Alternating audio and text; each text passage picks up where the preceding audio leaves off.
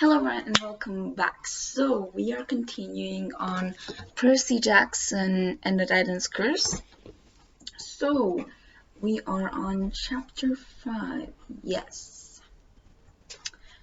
So it's interesting enough. So Thalia almost burned New England. Um so yeah, I won't hold you back if you're interested. I am rumbling again, I'm so sorry.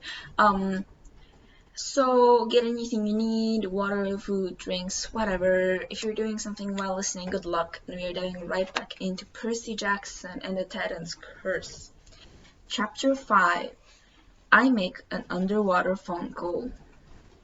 I'd never seen Camp have blood in winter before, and the snow surprised me. See, the camp has the ultimate magic climate control. Nothing gets inside the border unless the director, Mr. D, wants it to. I thought it would be warm and sunny, but instead the snow had been allowed to fall lightly. Frost covered the chariot track and the strawberry fields.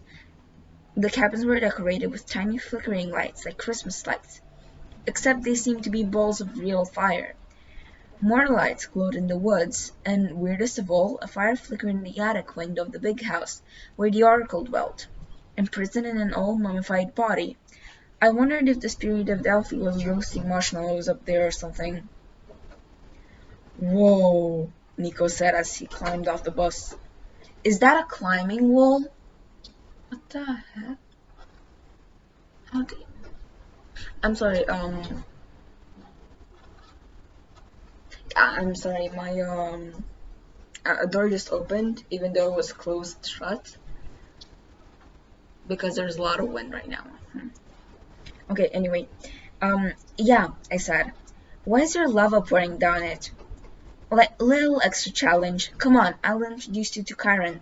Zoe, have you met? I know Kyron, Zoe said stiffly. Tell him we will be in cabin 8. Hunters, follow me. I'll show you the way, Grover offered. We know the way. Oh really, it's no trouble. It's easy to get lost here. If you don't... He tripped over a canoe and came up still talking, like my old daddy goat used to say. Come on. Zoe rolled her eyes, but I guess she figured there was no getting rid of Grover. The hunters shouldered their packs and their boats headed off toward the cabin. As Bianca D'Angelo was leaving, she leaned over and whispered something in her brother's ear. She looked at him for an answer, but Nico just scowled and turned away. Take care, sweethearts, Apollo called after the hunters. He winked at me. Watch out for those prophecy, Percy. I'll see you soon. What do you mean? Instead of answering, he hopped back in the bus. Later, Thalia, he called, and, be good. He gave her a wicked smile, as if he knew something she didn't. Then he closed the doors and revived the engine. I turned aside as the sun chariot took off in a blast of heat. When I looked back, the lake was steaming. A red Maserati soared over the woods, glowing brighter and climbing higher until it disappeared into a ray of sunlight. Nico was still looking grumpy. I wonder what his sister had told him. Who's Kyron? He asked. I don't have his figurine. Our activities director, I said. Well, you'll see. If those hunter girls don't like him, Nico grumbled, that's good enough for me. Let's go. The second thing that surprised me about camp was how empty it was. I mean, I knew most half-bloods only trained during the summer, but the year-rounders would be here, the ones who didn't have homes to go to, or would get attacked by monsters too much if they left. But there didn't even seem to be many of them either. I spotted Charles Beckendorf from the Hephaestus cabin, stalking the forges outside the camp armory. The Stoll brothers, Travis and Connor, from the Hermes cabin, were picking the lock of the camp store. A few kids from the Ares cabin were having a snowball fight with the wood nymphs at the edge of the forest.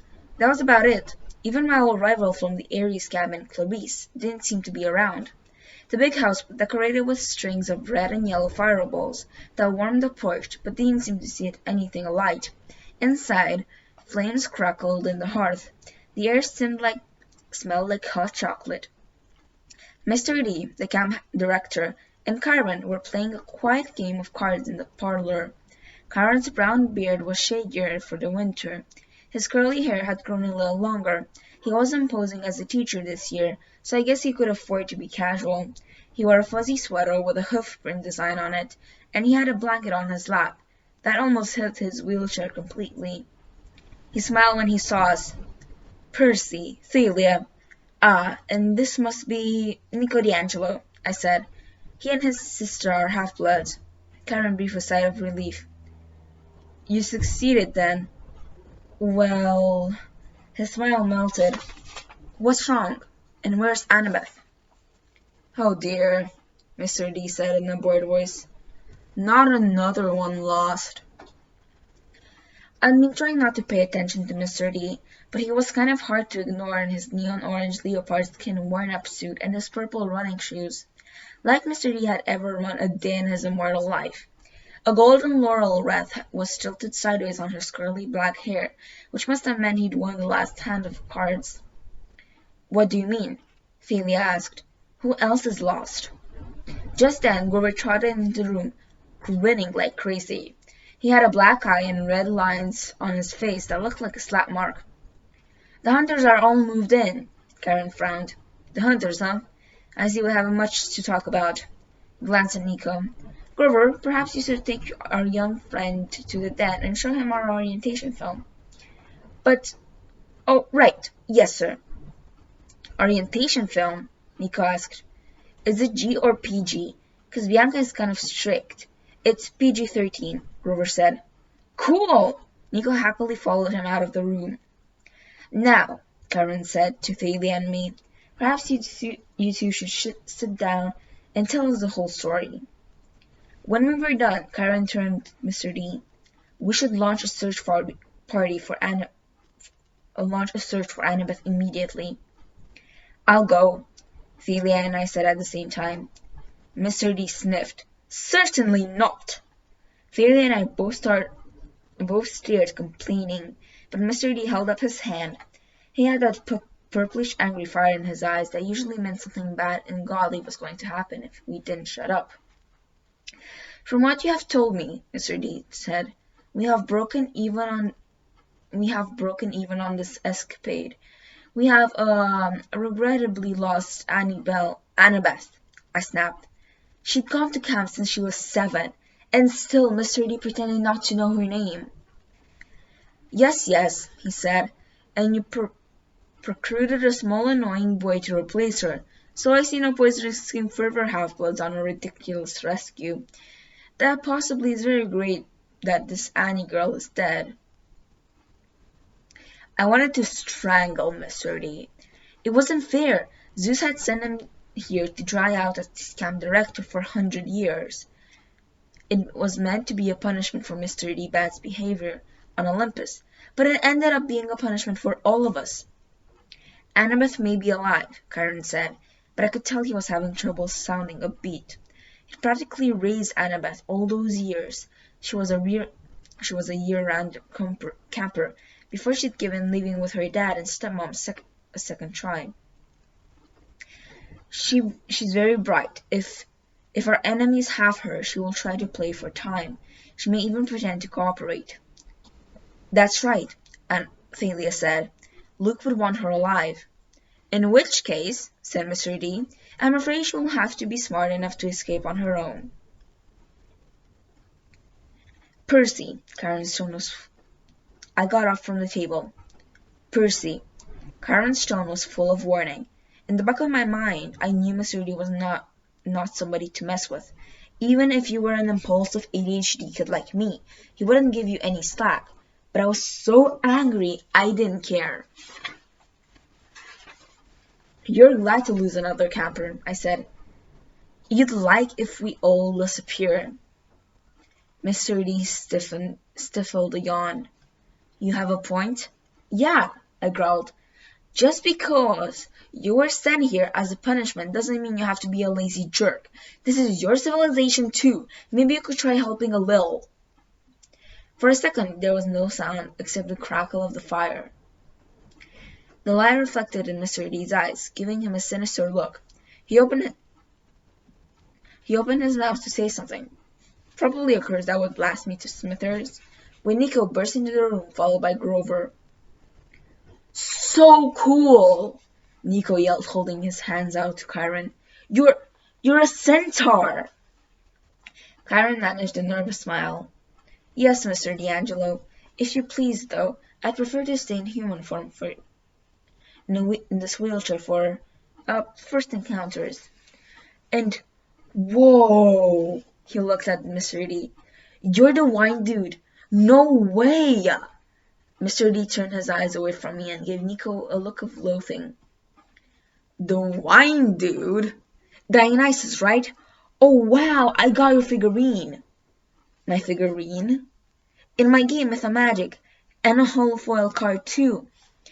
And even though you've only got like 500 attack points and everybody thinks you're the lamest god card, I don't really think your powers are sweet. Mr. D seemed truly perplexed, which probably saved my life. Well, that's gratifying. Percy, Karen said quickly. You and Thalia go down to the cabins. Inform the campers we're playing Capture the Flag tomorrow evening. Capture the flag? Capture the flag, I asked. But we don't have enough. It is a tradition, Karen said. A friendly match whenever the hunters visit. Yeah, Thalia muttered. I bet it's real friendly. Karen turned his head towards Mr. D, who was still frowning as Nico talked about how many different points all the gods had in his game. Run along now, Karen told us. Oh, right, Thalia said. Come on, Percy. She hauled me out of the big house before Dionysus could remember that he wanted to kill me. You've already got Ares on your bad side, Thalia reminded me as we trudged towards the cabin. You need another immortal enemy?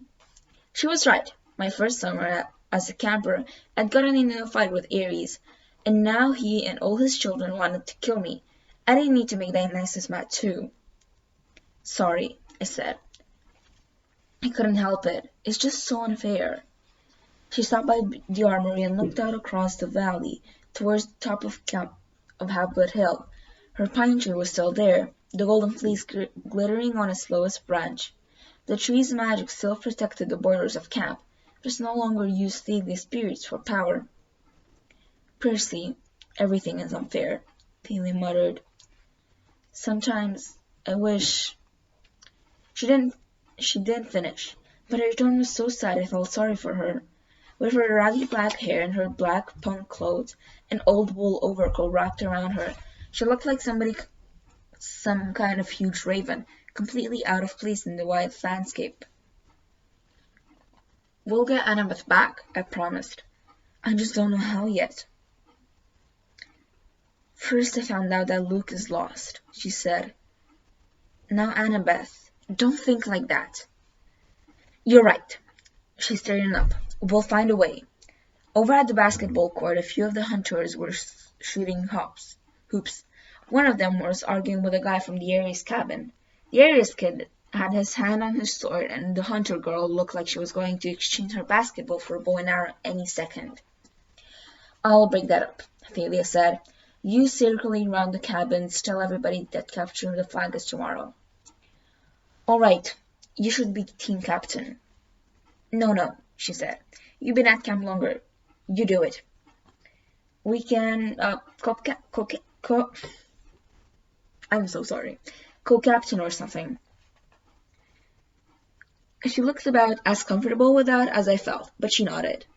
As she headed for the court, I said, Hey, Thalia? Yeah? I'm sorry about what happened at Westover. I should have waited for you guys. So okay, Percy. I probably would have done the same thing. She shifted from foot to foot, like she was trying to decide whether or not to say more. You know, you asked about my mom and I kind of snapped at you. It's just, I went back to find her after 7 years and I found out she died in Los Angeles. She was a heavy drinker and apparently she was out driving late one night about 2 years ago and Thalia blinked hard. I'm sorry. Yeah, well, it's not like we were ever close. I ran away when I was 10, but best 2 years of my life were when I was running around with Luke and Thalia, but still. That's why you had trouble with the suntan? She gave me a wary look. What do you mean? The way you stiffened up. You must have been thinking about your mom, not wanting to get behind the wheel. I was sorry I had said anything. Thalia's expression was dangerously close to Zeus's the one time I'd seen him get angry, like any minute her eyes would shot 1,000,000 volts. Yeah, she muttered. Yeah, that must have been it. She jogged off towards the court where the Ares camper and the hunter were trying to kill each other with a sword and a basketball. The cabins were the weirdest collection of buildings you've ever seen. Zeus and Hera's big white column buildings, cabin 1 and 2, stood in the middle with 5 gods. 5 gods' cabin on the left and 5 goddesses' cabin on the right, so they made a U round central green and the barbecue hearth. I made the rounds, telling everybody about Capture the Flag. I woke up some Ares kid from the midday nap, and he yelled at me to go away. When I asked him where Clarice was, he said, "We went on a quest for Chiron, top secret." Is she okay? I haven't heard from her in a month. She's missing in action, like your butt's gonna be if you don't get out of here. I decided to let him go back to sleep. Finally, I got to cabin 3, the cabin of Poseidon. It was a low grey building hewn from sea stone, with shelves of coral and coral fossil imprinted in the rock. Inside, it was just as empty as always, except for my bunk. A minotaur horn hung on the wall next to my pillow. I took Anima's baseball cap out of my backpack and set it on my nightstand. I'd give it to her when I found her, and I would find her. I took out my wristwatch and activated the shield. It creaked noisily as it spiraled out. Dr. Thorne's spikes had dented the brass in a dozen places. One gash kept the shield from opening all the way, so it looked like a pizza with 2 slices missing. The beautiful melted metal pictures that my brother had crafted were all banged up. In the picture of me and Annabeth fighting the Hydra, it looked like a meteorite had made a crater on my head. I hung the shield on its hook next to the Minotaur horn, but it was painful to look at now. Maybe Beckender from the Hephaestus cabin could fix it for me. He was the best armor ship in the camp. I'd ask him at dinner. I was starting at the shield when I noticed a strange sound, water gurgling, and I realized there was something new in the room. At the back of the cabin was a big basin of grey sea rock. It smelled like the head of a fish carved in stone. Out of its mouth burst a stream of water, a salt water spring that trickled into the pool. The water must have been hot because it sent mist in the cold winter air like sauna. It made the room feel warm and summery, fresh with all the smell of the sea. I stepped up to the pool.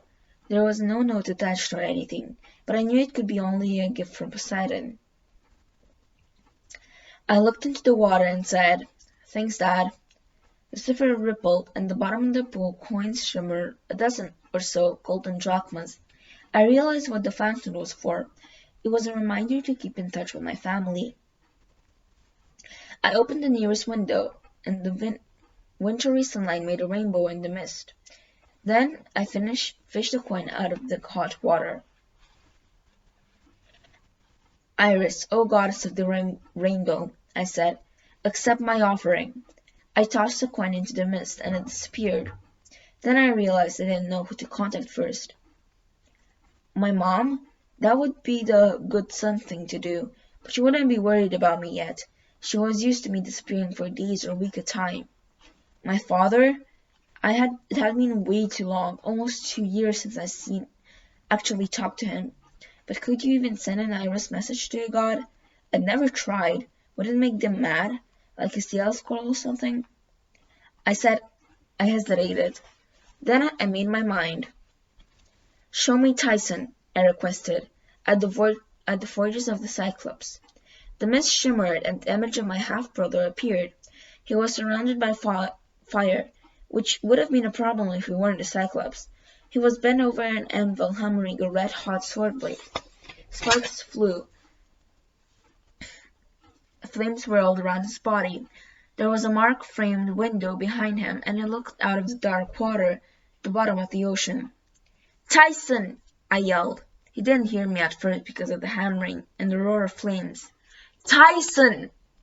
He turned and his one enormous eyes widened. His face broke into a crooked yellow grin. "Percy!" He dropped the sword blade and ran at me, trying to give me a hug. The vision blurred, and I instinctively lurched back. "Tyson, it's an Iris message. I'm not really here." "Oh," he came back into view, looking embarrassed. "Oh, I knew that. Yes." "How are you?"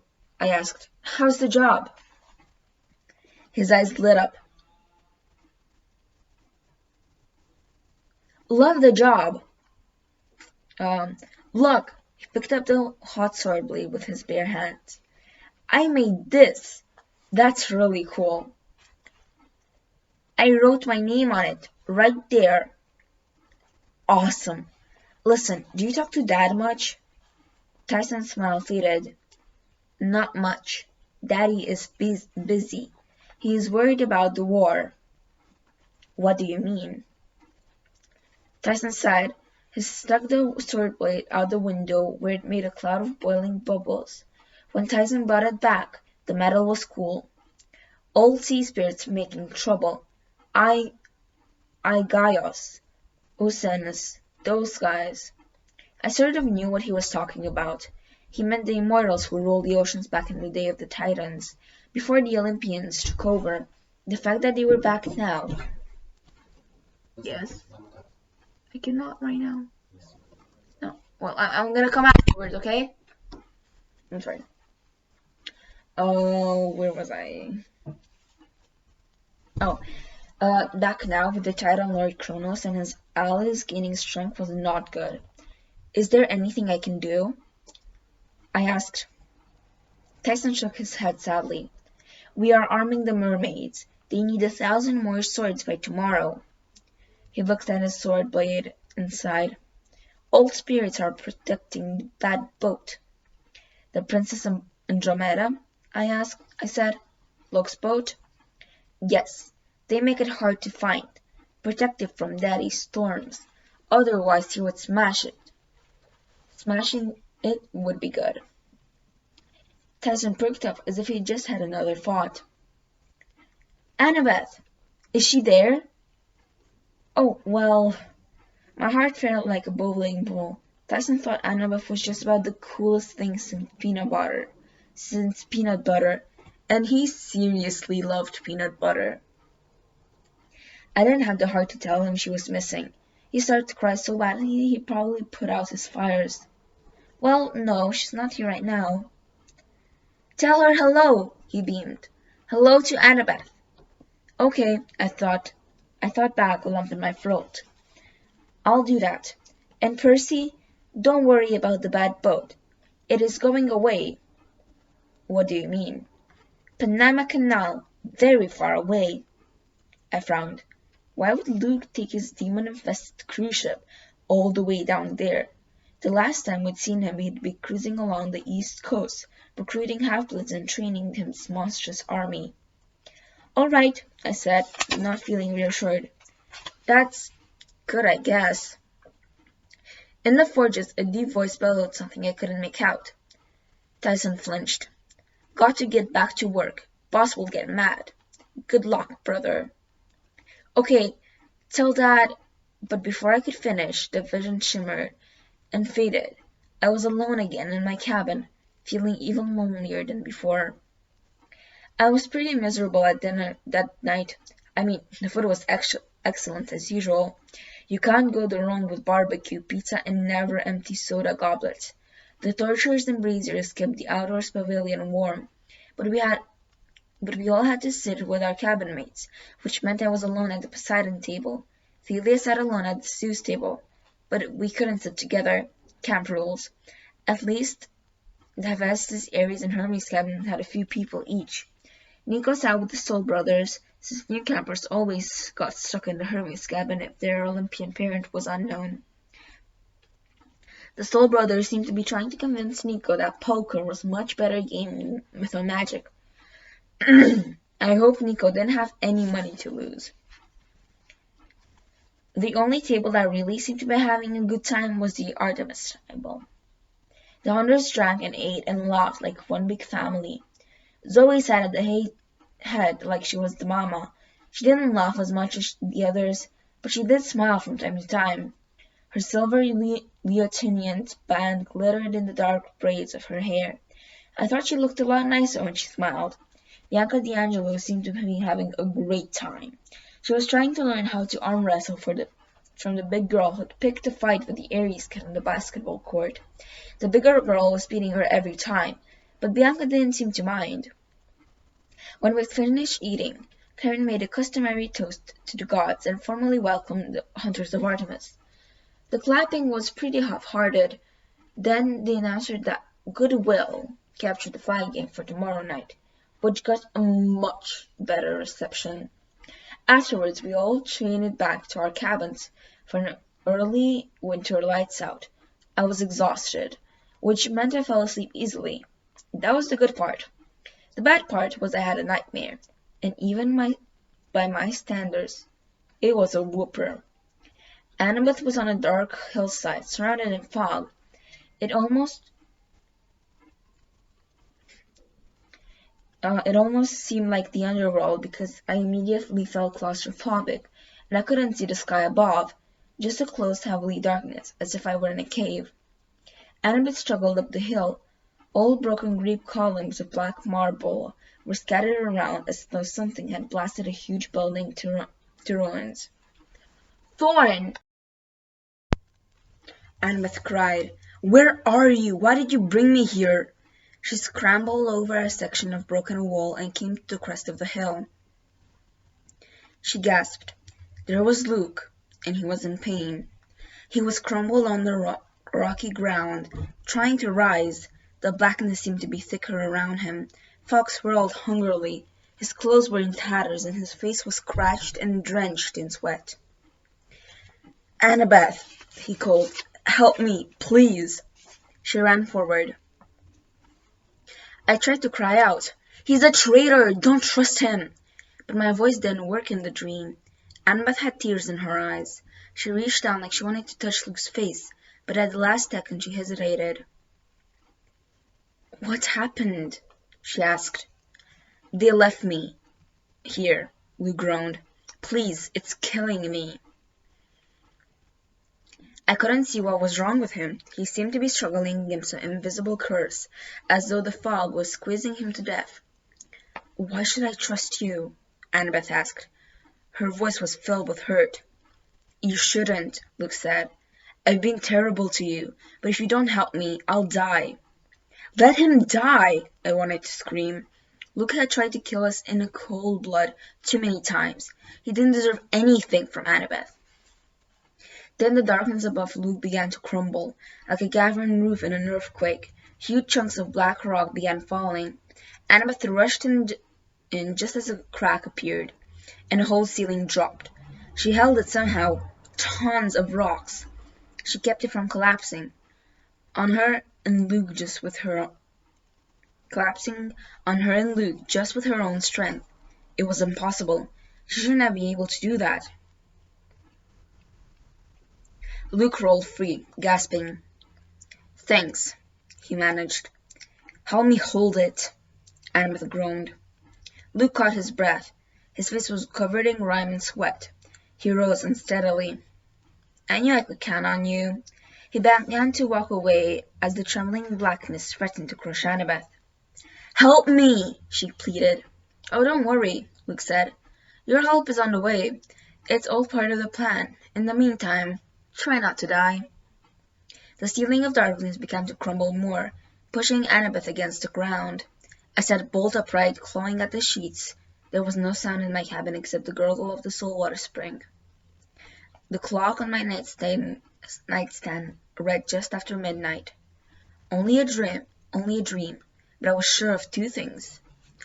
Annabeth was in terrible danger, and Luke was responsible. And that is it from chapter 5. So, to be honest, when I first read it, I didn't know what was happening to Annabeth, and I was really confused, but also sad because Annabeth is my favorite character from the books.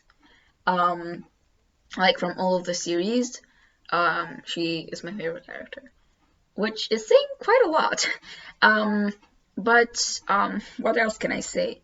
I hope you know what is happening to her because I didn't. And yeah, I hope you enjoyed this chapter, and I hope I'll see you guys next time. Bye!